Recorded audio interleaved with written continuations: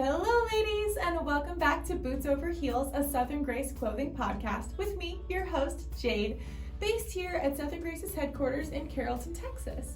So this week we have a sort of how-to episode about self-care. So in case you missed it, last week I talked about my own personal love story and my wedding story, and next week I have a super fun episode with some employees here at Southern Grace.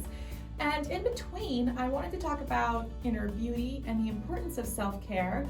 And I'm going to give you some silly kind of self-care ideas because it's been on my mind a lot lately, and I'll tell you why. So let's get started. So self-care has been on my mind lately because this past weekend I attended a friend's wedding, and a lot of my college friends were there. They all convened together, and I got to see some people I haven't seen in a super long time, which was really fun. Really wonderful. And the night after the wedding, so the day of the wedding, it was that night, we all got together and hung out, and we were just talking, and a thought occurred to me. So I asked my friends, about 10 or more people, what everyone did for self-care. It occurred to me to ask because in the past couple weeks, I was telling my husband about how much I love my weekend walks, and I asked him what his self-care was. And he didn't have an answer. He didn't know. He said he doesn't do self-care really. He said he hung out with me, which was very sweet of him to say, but when I asked him what he did just alone for himself, he didn't really have an answer. So I asked my friends too, because I was wanting to know if that applied to more than just my husband. And I was shocked by everyone's replies. So about half the people were men, and they asked me what self-care even was. They didn't even know what self-care was. And that kind of blew my mind. Most of the ladies I know, they knew what I meant, but to not even really know how to answer the question, which they didn't, and they had to think about it for kind of a long time, I just thought it was a little bit crazy. So I defined what self-care was for me, and it's a little different from person to person, I think. But I personally define it as taking time out of your day to do something purposeful with yourself and for yourself. And the goal is just to make yourself smile, right? So in my opinion, this time should be purposeful. So you should tell yourself that it is self-care, just so you get like the full benefits of it. Even if it's just for 5 minutes, just be like, I'm gonna take a second for self-care. And when I said that, there were a different array of answers from my friends. So a couple of the boys said they play video games, especially like mindless ones where they just click over and over again, and they didn't have to focus on it or participate in any sort of strategy. A couple of the girls said that they take fancy baths or showers. One person said cuddling with their cat, which was very cute. One person said alcohol, which was a joke. It was a joke. And a couple others said they didn't do it at all. I was pretty shocked because, if anything, I'm a person who needs to limit my self-care or I get a bit out of control. Left to my own devices, I'm one of those people who will spoil myself in not very helpful ways. So like I will work out, and then because I worked out, I'll eat a piece of cake because I'm like, I deserve this because I worked out, which makes the working out completely moot.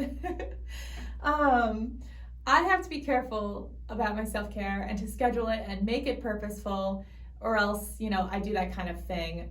I tend to procrastinate. In college, I did that quite a bit because I was busy like reading books or talking to my friends, and it's a little too easy for me to label things as self-care. So it was wild to me that a couple of my friends don't do anything in their life except work, sleep, eat, watch TV, and sit, and as one of my friends said jokingly, drink. But still. So I thought we would talk about self-care today and some things you can do for self-care, and actually some of the history of self-care and the science behind it. Because when I was doing research for this episode, I went on a bit of a rabbit hole and actually learned a lot about self-care. So let's start with the history and science just to get it out of the way. So like I said, I went a little deep on the research and I found it super interesting. So by definition, self-care is the practice of taking an active role in protecting one's well-being and happiness, in particular during times of stress. It was originally founded as like this medical concept for the mentally ill and elderly, and then it was a practice for medical workers because it was believed they couldn't take care of other people without being healthy themselves. And in the 1960s and 70s, it was like popularized as a political movement for women and people of color because Western medicine tended to write them off and make them feel like they weren't getting adequate care. So this morphed into this idea of like overall like wellness and like health. And in the 80s and the 90s, it was popularized by the wealthy and by big corporations and companies. So it was like really popular to be like, we have a wellness center, and we do yoga at our company, stuff like that, you know what I mean. Again, so after 9/11, the topic again became a little bit more political, and it really represented like women and people of color because they wanted autonomy over their own bodies and the importance of like health after the traumatic experience of 9/11. So women specifically also began to think of self-care as kind of becoming their own like doctors and their own saviors, and furthermore, the habit of women to care for others at the detriment of their own health, that started to be focused on a lot more, and it was emphasized that you should not do that. So that emphasis on the self has taken kind of a toll on self-care because it kind of come across as kind of selfish. But studies have shown that a lack of care for the self can lead to like real medical issues down the road, including high blood pressure, obesity, all that. In fact, many health like hotlines, like mental health hotlines, are taught to teach self-care to their callers, and it's also seen as necessary for the workers at those hotlines so that they can avoid burnout and like burnout because they're trying to give compassion to others. So that's kind of cool. And in another study, I told you guys, I went really deep on the science. In another study they conducted on medical students, it was found that participating in self-care can provide a protective shield of sorts to the stress and pressure of med school. So to dive into more of the science behind self-care, in the psychology field, there is this theory called the stress diathesis model, which is like a huge fancy phrase, but the theory itself is not actually that complicated. So it says that there are two major factors that affect mental health, and one of them is genetics, and the other is stress. So for example, this theory is similar to if we as humans were all like cups. I know, stick with me, it's okay. All cups. And genetically, we all have like a little red line on our cup. So for me, maybe my red line is like 3/4 of the way up my cup, or maybe for someone else, it might be higher or lower on their cup. And if you fill this cup with water, with the understanding that water represents stress, so like pretend water is stress. If it passes that line, we are at risk for mental health issues and illnesses. So that's the theory, right? Like it's a combo of genetics and stress. This is because stress is technically the release of this hormone called cortisol. I know, you guys, I know. I went really, really deep on the science of this because I found it really interesting. I looked at this stuff like all day today. So cortisol itself isn't so bad, but if we get too much cortisol in our systems, our body isn't able to turn on relax mode. So our bodies have active mode and then they have relax mode. And if they're in active mode all the time, or if you get too active mode, it can activate like your flight or fight system, which is also known as like a panic attack. And so with too much cortisol, our bodies literally cannot press that relax button. And we feel tired all the time because we're on active all the time. So while that's all interesting to me, this is all just to say that stress can be incredibly difficult to deal with, and it can cause a lot of issues in our like mental health and physical health, and self-care can be a big help with that. But also, let's be real, the real reason why I care about stress is because it can give you wrinkles, and I don't want wrinkles. No one wants wrinkles, and if you're stressed less, your hair is shinier. So that's reason enough for me. So what can you do for self-care? I personally do quite a lot, and I'll also list some ideas for you too. I like to take walks to my plant shop and the coffee shop near me, as I've mentioned before on this podcast. And on a daily basis, I also like journal what I did each day. That's mostly because if I don't, I'll forget everything because I have the worst memory in the world.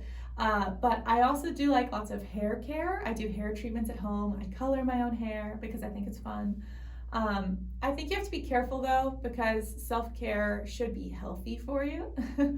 For example, eating a burger every day might make you happy, but it's not necessarily healthy for you. So what are some more like actually free, somewhat healthy self-care things you can do at home that doesn't take a lot of time? Because who has just an endless amount of time? I don't have an endless amount of time. I'm not gonna make myself like a fancy dinner or something because that's just too much effort. Like, what are easy ways to do some self-care? So after you make sure you're eating and sleeping, blah, blah, blah, try maybe exercise. I like yoga and I like walking because I don't like hopping around like a sweaty Energizer bunny. So I stick with walks and yoga most of the time, but exercise lowers cortisol levels.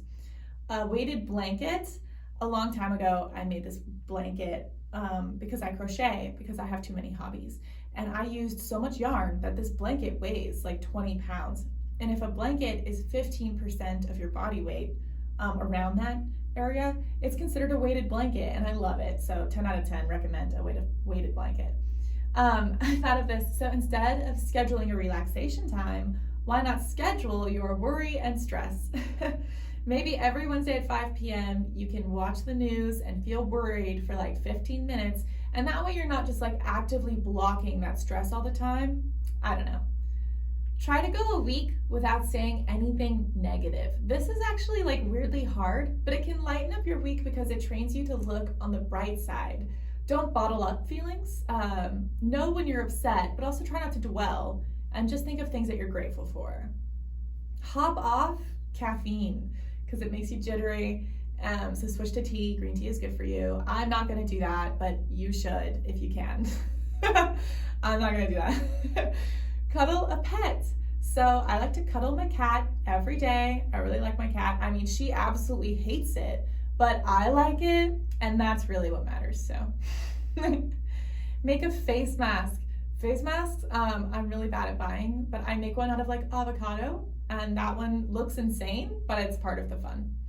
So try a new hobby, maybe take up crochet, wear a fabulous outfit that makes you feel happy and confident. I recently got a brand new pair of like Doc Martens, and they're super squeaky and they hurt my heels, but I really like them, and I'm wearing them like every day this week, and I'm having the best week. Like, get a gorgeous kimono or fun new pants, something to lighten up your day and like create like happiness because you know you look adorable, right? But just be content in looking adorable. Try saying no to someone. That one's weirdly freeing. Literally just drink some water. What are you doing? Water is so healthy for you, and it's free. No one drinks enough water. You're probably definitely dehydrated. This is a crazy fact. Did you know that if you're thirsty at all, it means you're dehydrated? Like, the feeling of being thirsty means that you are dehydrated. You shouldn't actually feel thirsty all the time. So, reminder also, don't talk down to yourself.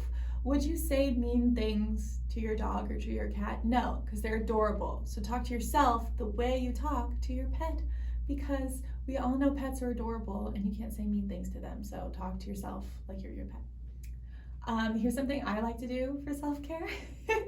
Write a list of things to do and cross out the ones you did, but make the bar really low, and then you can feel super productive. I really like doing that. Sometimes I'll write down like take a shower, drive to work, and then I'll cross those things off because it's so satisfying to just check them off. You can sit in a burrito blanket, like a blanket burrito. Enough said about that one. Make one of those like sparkle jars of water and glitter, or make some slime. Stop by a mall, get yourself something that makes you smile, even if it's pointless. I have a habit of buying like tiny geodes and rocks. I have way too many, but I like them a lot, and I use them as paperweights. I have more rocks than I do paper, but it's fine. It doesn't matter. It's fine. I have a friend who, when she's stressed, she does calligraphy. And unfortunately, my handwriting looks like a doctor who woke up blind and forgot English, but so it's not good for me, but it might work for you. Listen to a podcast, that's another one. So podcasts have been shown to break down mental tension, which is pretty cool, and I like them, and I'm not biased. at all. I'm not biased. You should just listen to podcasts. You should listen to this podcast. There's a million self-care options, and I think that anything that makes you happy counts. And if it's healthy, then it extra counts. So by that logic, robbing a bank would count as self-care, I guess. But I'm trusting you guys to have common sense, and no, that's not what I mean. I feel like ladies especially need self-care too, because so many ladies and women I know work so hard and just forget to treat themselves, or they think that treating themselves is something really small and like basic. You know, like so many women I talk to are like, oh, I took a shower today, that's self-care. Like, don't just take a shower. Like, try not to be so hard on yourself. Like, why not cuddle a pet or buy a plant or go on a walk or start an underground criminal ring? Whatever makes you happy, you should do that thing. I don't see any problem with that. Boots Over Heels, this podcast, Southern Grace, it's all about making women feel beautiful inside and out. And I think that self-care is such a big part of that. So that's why I really wanted to touch in with you guys on this episode and give you some ideas and talk about the importance of it and talk about the science behind it, because so many people throw that word around and it doesn't mean anything, and you think you're doing it and you don't understand why you should do it, and it's kind of just an odd thing to be doing, but it's not. It's very important, and it can really have a big effect on your outlook. So anyway, ladies, thank you so much for tuning in. And before we finish our episode, why don't you send this episode to someone in your life who needs some self-care, someone who deserves to hear that they deserve self-care and hear all about self-care because they don't do it enough. I'm probably going to send it to all of my friends because they clearly don't know what they're doing. And I'm also going to send it to my husband because everyone in my life is apparently just an amateur at self-care. They're all amateurs. If you want more Boots Over Heels, you can find us at Southern Grace 1, the number, on all our social media. And you can see us on YouTube too, where I post videos of me making and recording the podcast. Don't forget to subscribe and review the show, and I'll see you next Thursday, where we're going to talk to some Southern Grace employees about a super fun topic. I'm not going to share it. It's going to have to be a surprise. But anyway, I'll see you next Thursday on the Boots Over Heels podcast, where we understand Southern women because we are Southern women. Bye, ladies!